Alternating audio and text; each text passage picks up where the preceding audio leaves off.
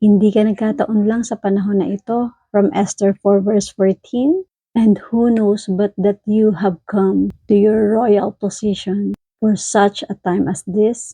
Minsan tinatanong natin, ba't ako nandito sa sitwasyong ito? Pero baka hindi ito aksidente. Baka inilagay ka ng Diyos dyan para maging sagot sa panalangin ng iba. Si Esther ay may takot din, pero pinili niyang maging matapang. Ang posisyon mo ngayon, sa pamilya, trabaho o ministry, may purpose. You are not random, you are positioned sa tamang panahon at sa tamang lugar.